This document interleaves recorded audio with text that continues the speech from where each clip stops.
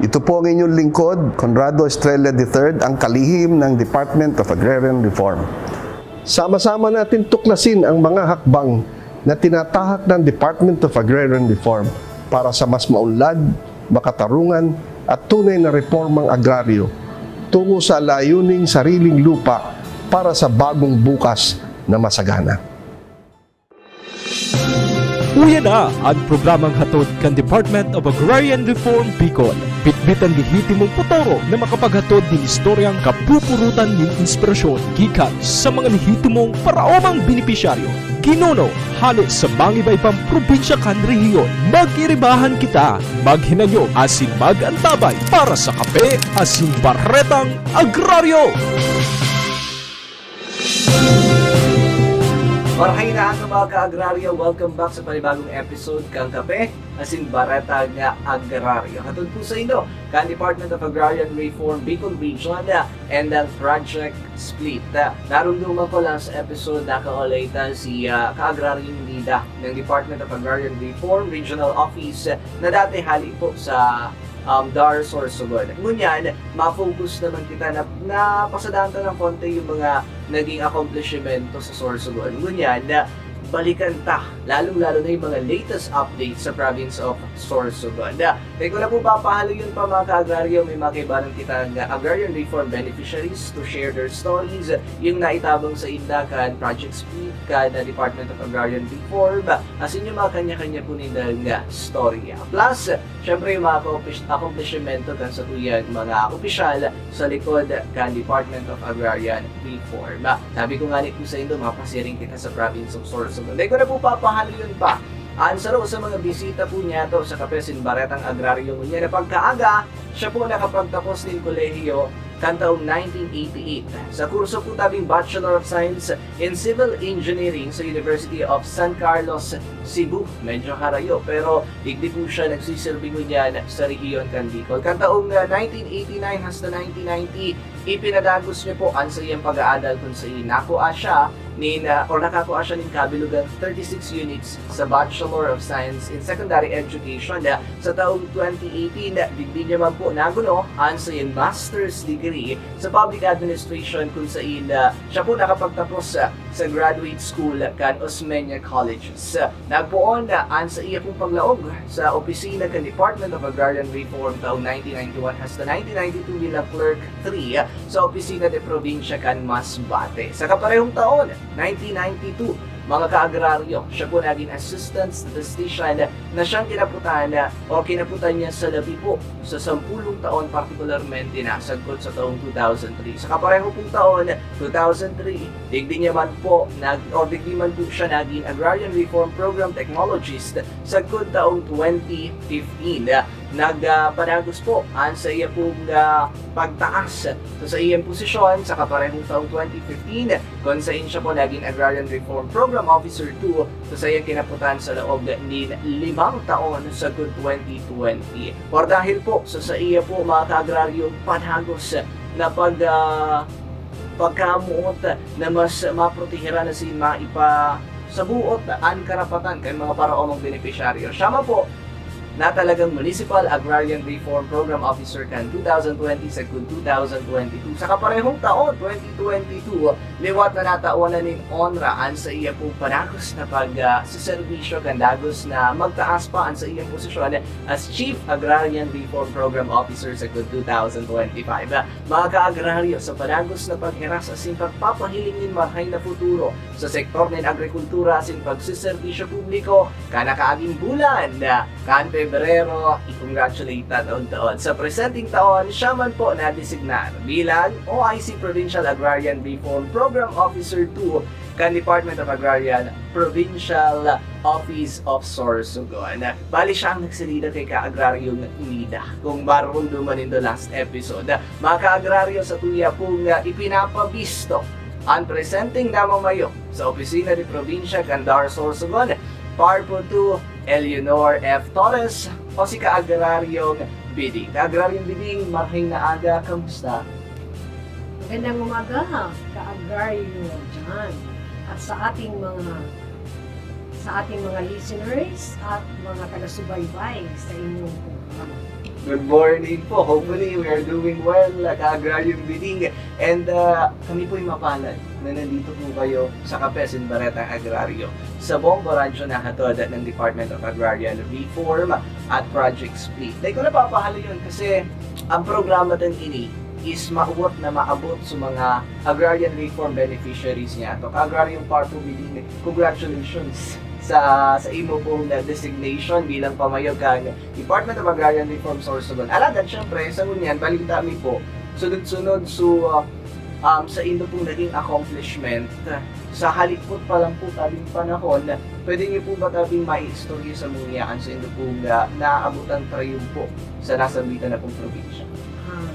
Salamat ka dyan sa pagbati. Ito po yun sa 4 na buwan na aking panunungkulan bilang isang OIC, Provincial Agrarian Reform Program ng Sorsogon, ay tayo po ay sabihin natin na mapalad o kaya masayang pakiramdam na tayo po ay naka-witness ng mga magagandang pangyayari at ganap sa Dar Provincial Office ng Sorsogon. At isa po dyan ay yung sa bilog po na Pilipinas, ang probinsya po ng Sorsogon sa Bicol Region ay ang napili na puntahan o bisitahin ng ating World Bank representatives ng Split, na kung saan yun pong 11th World Bank Implementation Support Mission ay ang napili po ay ang probinsya ng Sorsogon dahilan po sa mga maraming best practices. At ay nakakatuwa po dahil tayo ang napili sa entero Pilipinas. At ang pangalawa po dyan ay sa panahon po na po ay nanunungkulan ay ito po ating turnover ceremony ng ating Barangay Tarumata Situgabud Farm to Market Road, na ito po ay in-implement ng ating LGU Bulan, pero ito po ay Agrarian Reform funded at ito po ay isinagawa natin noong April 13. At isa pa po dyan, ang isang mga magandang nangyari ay ito ay nagkaroon tayo ng signing ng marketing agreement na doon with our institutional buyers, na ibig sabihin ang ating mga agrarian reform beneficiary organizations ay may sigurado na po buyer sa kanilang mga produkto. At hindi na po sila nahihirapan na ibenta ang kanilang mga produkto. Kaya nga po sila ay inspirado na ipagpatuloy ang kanilang mga ginagawa. At sa atin naman pong pinaka-major na application ng ating programa ay ang sa Land Acquisition and Distribution, na kung saan po ay patuloy po tayo sa pag-document ng mga lupa under Comprehensive Agrarian Reform Program, at ito po ay hanggang sa makapag-distribute po tayo ng FLOA, na sa ngayon po ay talagang pumapalo ang Dar Sorsogon doon sa ating Memorandum of Land Valuation at Registration of FLOA. Grabe, bigatin mga ka-agraryo, no? Talagang papalo ka-agrarium bidding ang Sorsogon. Imagine across the country, Sorsogon yung napili na bisitahin ng World Bank. Yung bisita, hindi po basta-basta mga ka-agraryo, kundi international visitors yun. Ka-agrarium bidding sa yan, isentro tamang po yung Hururonta, may kinaraman sa inyo pong implementasyon ng Project Split. Nabanggit po nindo sa bago kanakol na po nindo sa halipot na bulan na mga programa bilang project manager kang ka-agrarium bidding kan Provincial Project Management Office kan Dar Sorsogon, na ano ba su presenting estado at accomplishmento nindo sa irarom kang Project Split? Okay po, ka-agraryo dyan. Actually, nang dumating po ako ay natapos na po, completed na po yung sinasabi natin na field validation ng mga napaloob ng mga collective GLOA. Ay ito po ay mayroon ng almost 7,900 hectare. At sa ngayon po ay mayroon na po tayo ng 1,500 hectares na rehistrado na titulo, at mayroon na po tayo na almost 800 hectares na dinistribute sa ating magkailang ARBs at titulo. At Tungkol naman po doon sa ating survey by administration, ito pong 500 hectares na sinimulan nung dati nating Provincial Agrarian Reform Program Officer, na sa ngayon po itong 500 hectares ay 100% completed na po ang survey at naghihintay na lang po tayo ng ilan-ilan na lamang ng approval ng Land Registration Authority para po tayo makapag-proceed doon sa registration, generation ng e-title. Makaskasod, ang bilis ng province of Sorsogon, mga ka-agraryo. Siyempre, objective na mas maiparating ka-agrarian living yung ating mga programa sa mga ERBs natin. Ano-ano pa pong mga paagi ang tinagibukbukan sa inyong opisina para mas pang mapadagos na makaskas or mabilis yung implementation ng mga programs po sa malain-lain ng mga sectors o na sa project speed? Okay po. Salamat sa pagtatanong dahil ito pong ating mayroon po tayong iba't ibang sektor ay aside from the project split. Ito po, unahin natin ang sa Land Tenure Improvement Division na kung saan doon po ang ating land acquisition and distribution na saan doon po nagsisimula ang pag-document ng ating mga DAR personnel. Yung ating mga technical personnel sa DAR municipal offices.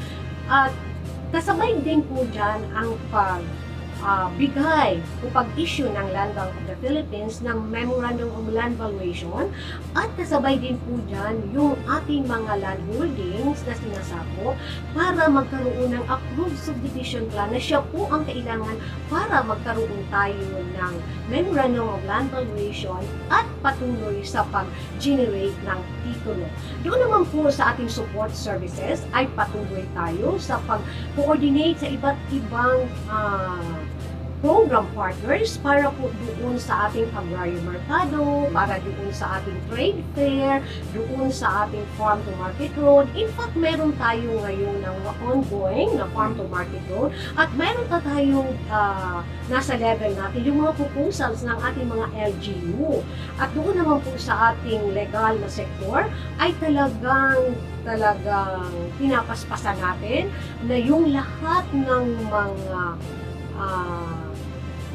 lahat ng ating mga dapat na gawin sa legal para ma-address natin tungkol sa legal nila na issue ay talagang ginagawa ng paraan ng bago nating chief ng legal division ng DARPO Sorsogon.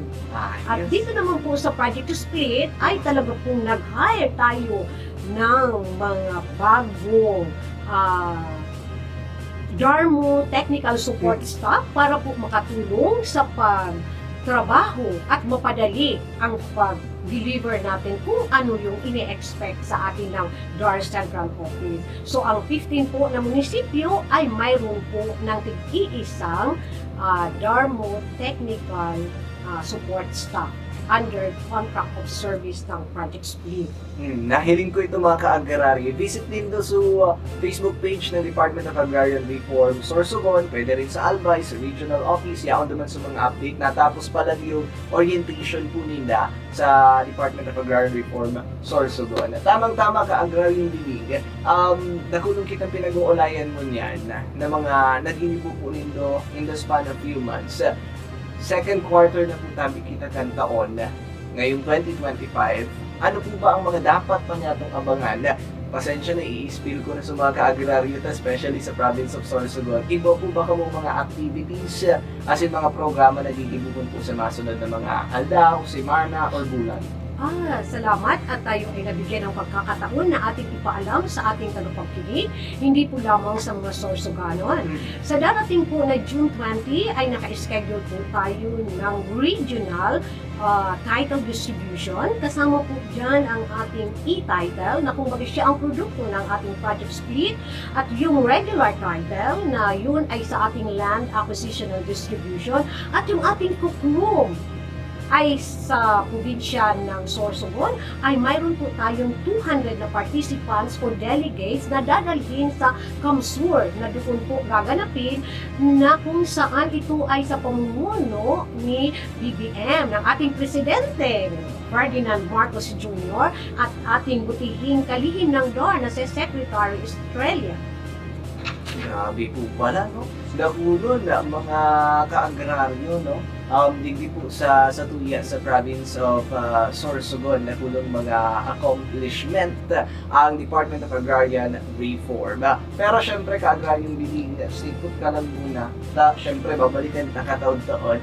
Kaulayo naman po niya to ang sa Tuya mga ARVs. Ito yung isa sa mga gustong-gusto ta ka-agraryo kasi iba't ibang storya so naipapadang po sa Indo. And bakulang sa nagahali, bakulang sa Department of Agrarian Reform, kundi nagahali mismo sa mga beneficiaries, sa mga agrarian reform beneficiaries po niya to. Kaya banan mingon niya ni ka-agraryo piling ang ating pong ARVs from Sorsogon, ang Frejas Brothers.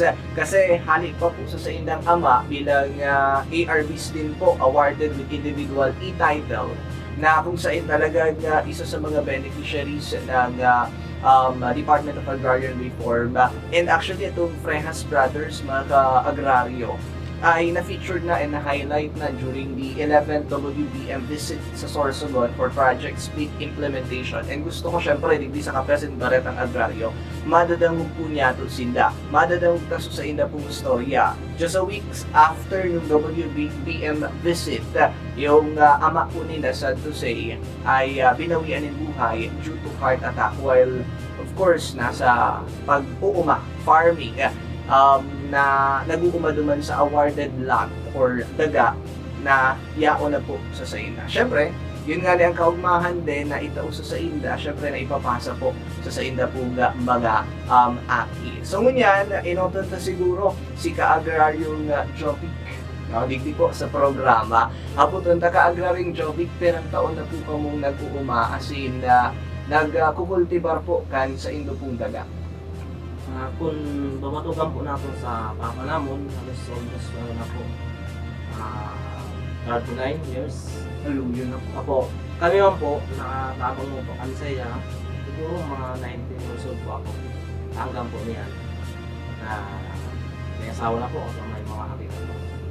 Sa halawig na panahon ka-agraryong Jovic, sa laog kang halawig na panahon na nabanggit mo, pwede sa rin ba sa mga mga istorya kung gaano po tabi kahaloy ka mong naghalap bago po na-receive nindo sa indo po individual na titulo? Halos po 20 years. 20 years? Grabe po, no? Ano-ano mga produkto ka-agraryong Jovic yung sa indong naani naman sa palagos pong pag-ataman sa indong kadagaan kasi pag-uuma po ninyo? Damo man po na ako alam ito, pag nulukan po, nyug, tapos mga saging, anahaw, saka may mga iba pa po ng mga prutas na nakuha po kami doon sa daga. Nakulon mo pala, maluman daw ako. Welcome back ako duman. Nakulon po, no? Ako doon ko daw, syempre, itong daga nindo, very memorable ini sa indo. Napasa pa kalik sa indong ama. May mga ano ka ba, ka-agraryong Jovic, mga storya na pwedeng i-istorya sa tuyo mga ka-agaryo, gikan sa imong ama pa mismo? Anong narurumduman? Ayun po na ama namon talaga batok po sa nagkagimata po kami sin nag-iisip. Kami po niya na inana po nadaga na kanabaon po niya yan maski sa panahon po sabi ano pa lang siya tawag sa tenant. Talaga po pinapadama po niya yan kasi di ako niya kami imbubuhay sa kanlaw po na kay po namon. Tidak po siya nagkukuha para po sa amon ng mga aking niya. Kaya ako po ang papasalamat po namin sa papa namin kasi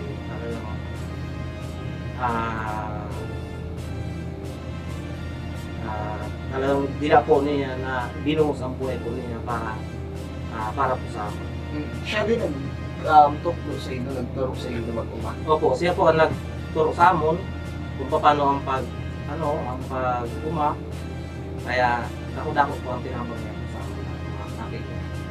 grabe po. Kaya saludo tabi kita sa mga farmers, mga local farmers po niya to hindi na naipapasa sa mga aki din na so pag-uuma. And syempre sa tabang ka Department of Agrarian Reform na kaigo po ni titulo ang sa indang daga na naipapasa na rin po sa mga aki nun yan. Agrarian Joby, sa panahon na ini, kaso na ika mo makaanin ay naguli po sa padagos na pagpuran as in mga kalamidad. Ano po ang sa tuyang ibang mga pinagkukuhaan ni pangkabuhayan, tangari pong dagos na maisalbar po ang pang-puruan daw? Ano po, naglalaki po kami. Minsan po ano po kami na tatrabaho sa iba po na mga nagpapasukin po kami. Pag wala po sin nakakuha. Pero kadalasan po, naglalaki po kami sa mga ano. Ipapabakal po namin dito sa mga ano para pang kustos po sa Ngunyan, nasa sa imo ng Agrarian Joby yung mismo sa diri po nindo na ang titulo kan daga na sa indo pong pinag-uumahan mo niyan. Masasabi niyo po ba na mas naging marhayan sa indo pong pagkabuhay kumparar nung wala pa sa indo sa titulo? Opo, masasabi ko na nag-dance po talaga kasi sa dati nga po nasupog po ako sa asawa ko kasi wala talaga akong may tao kasi well, imbis na ako lalaki magtao po sin ninda sin para sa mga adlaw niyan asawa ko po ba nag-iiwa. Kaya niyan po, taon-taon po na tabang po sa mo kasi matugpusan mo ko naman na title. Talagang wala na po kami sin dua-dua po na mag-alaga po siya o mag-asin produkto. Kaya nakataon na po ako sa iya kasi pang-dagdag sa awa daw po lang. Pangit po lang. Iyo, after sa umahan, may kape ka na permi. Opo. Yun, no? Paano po nakatabang sa indo ang Department of Agrarian Reform at nangari po danay na maabtan nindo su trayumpo sa indo umahan? Ano po, lubos po kami na nagpapasalamat po sa sa mga taga-dar po kasi mga may gusto po sa inday na madaliong po na naiuha po ang lintero naman na pangay po. Kumbaga, yaon na sa indo sa karapatan sa daga. Kamo na po mismo ang may... Opo. Dahil na po kami nagdudua-dua po magano kasi ada na po naman. Talagang taulako po ang karapatan namin para po sa daga. No. Salamat ka Agrarian Joby, pero ipagpapadagos na pa yung istoryahan sa istorya po ng Frejas Brothers. Yaon din, kasabay po niya ito sa inyong tugang si Agrarian Francis, kaulayan niya ito. Agrarian Francis, napag-araman mi po na kamong magturugan nga magmarangon as in ang sa indo pong ama, si Tatay Pulido, kaibanan po na nagpartisipar sa pagbisita po kan World Bank Mission sa Sorsogon, ginabanggit ni Agrarian Biding Kasubago. Pwede niyo po basa mo yung istorya at detalyes po sa kung ano ang napaggurunan po nindo and so nangyari po kay itong panahon na ito. Sa kuya, ang nagirumdum ko sa pagkurulong tao ang sabi sa muya na kung kay puha namo, mag-request kami sa kanila sila ang matabang sa muya tamong mga pagkamarangod. Kaya so pag nagsabi kami kan request namo, sila ang maghatag sa muya gusto namo na nagado sa kanila sa pagtabang. Personal din doon ahin sila no? Pa. Iyo po.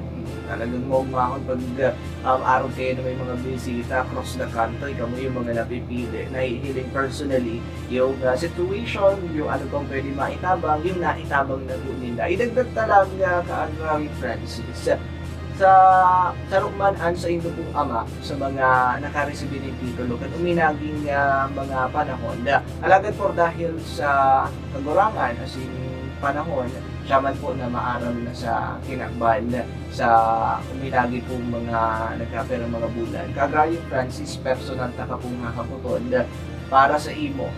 Ano ang dahil mo malilingawan na legasiya kan sa imong ama? Kan siya pa po nabubuhay pa at ano-ano sa mga markay niyang ginibo na muya nindong ipagpadagos sa pag-uuma, lalo na sa indo na po, may titulo na po ang sa indong pag-uumahan.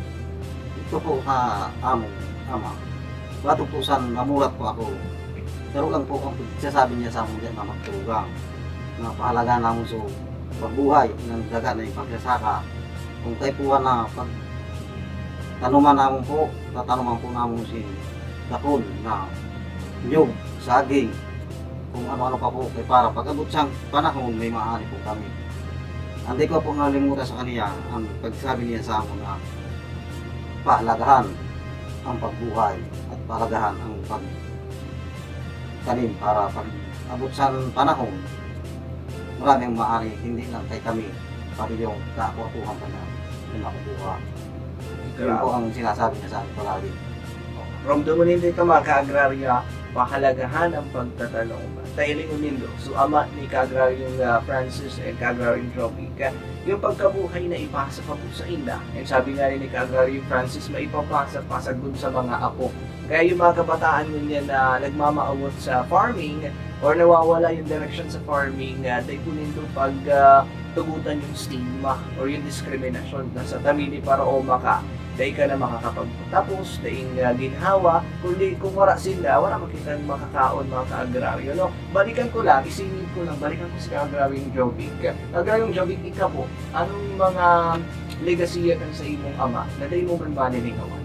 Pariman po sa sinabi niya kasi magkarotod lang po kami sa termine niya ng kaka-istorya na ang walid po ito na hindi dapat pagpabayaan ang pinagkakuhaan po naman sa pagbuhay. Talagang sobra po ang pagmamahal niya sa dagat ng Muslim. Pati siguro si misis mo nabanggit mo pa subago. Pati si misis mo, tas sa mga happy mo for sure. Iyo naman, lagi naman ang pagpadaba dun sa dagat na pag-umakuha niya. Talagang sobra po. Paski ang asawa ko po niyan, talagang sige po niya duman sa para magtanong po kami sa mga kung ano po ang dapat na itanong po dito. Mabisita ako doon. Opo. Mabisita kita kung dakulong dadabing tanong doon na naitatanong kan mga ka-agraryo po niya to, agrarian reform beneficiaries niya to.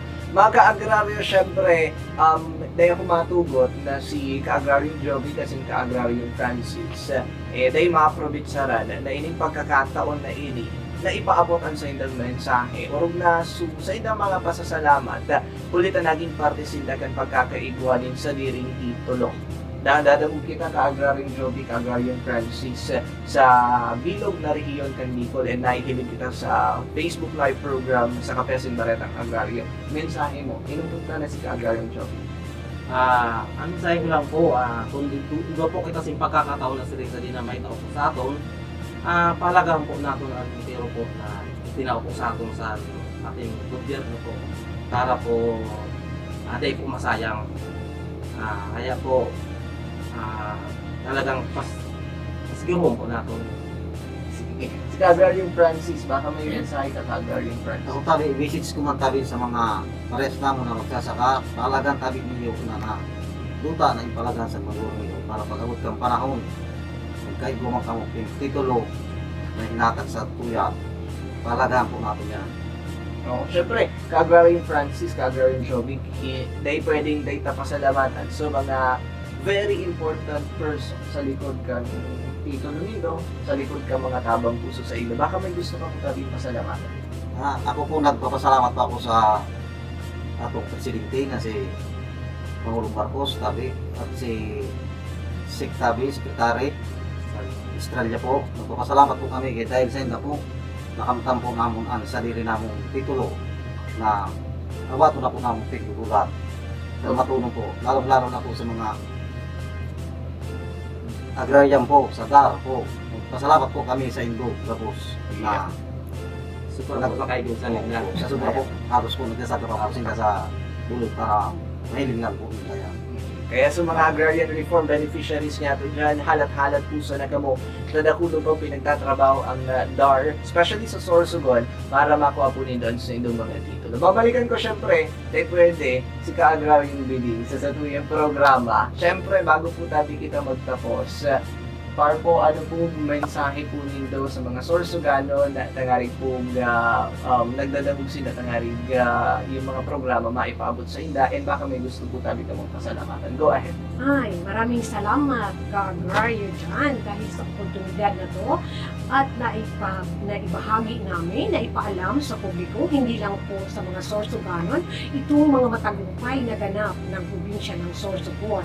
Siyempre, sa likod ng matagumpay na ganap na ito ay ang ating mga stakeholders, ang ating mga very supportive na landowners, at siyempre ang ating local executives na sa pamumuno ng ating provincial governor, si Governor Buboy Hamor, na talaga ng kanyang suporta sa ating programa, at sa guidance and direction ng ating regional officials headed by our regional director, R.D. Rioben Tudor Sigla, at of course sa directives ng ating butihing DAR Secretary Conrado M. Estrella III sa presente na administrasyon ni President Ferdinand Marcos Jr. At gusto ko lang pong ipaabot sa ngalan po ng Exicom, ako po ay nagpapasalamat at ipinapaabot sa inyo na huwag po kayong mag-atubiling bumisita sa aming tanggapan. Maraming salamat po at patuloy po sa pagsuporta sa ating pong programa. Ang masasabi ko po ay Sulong Agraryo. Sulong Agraryo, magsasakang Pilipino. Sulong Agraryo, para sa bagong Pilipino. Tuluyang nakaptan nyo na ang inyong mga panalangin. Lupang sinasaka, pag-aari ninyong ituring. Sulong Agraryo, tagumpay ng bawat Pilipino.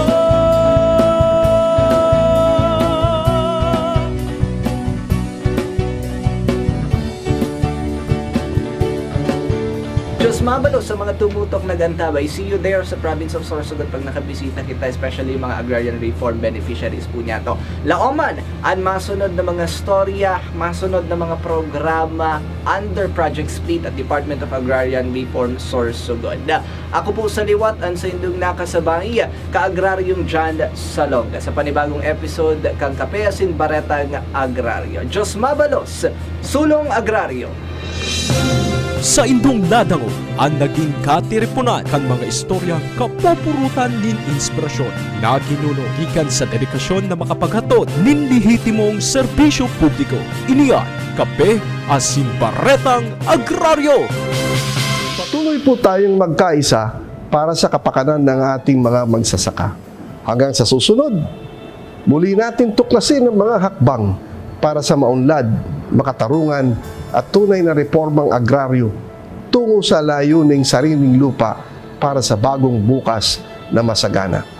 Magtiwala po tayo sa ating mahal na Panginoon. Salamat po sa inyong pagsuporta.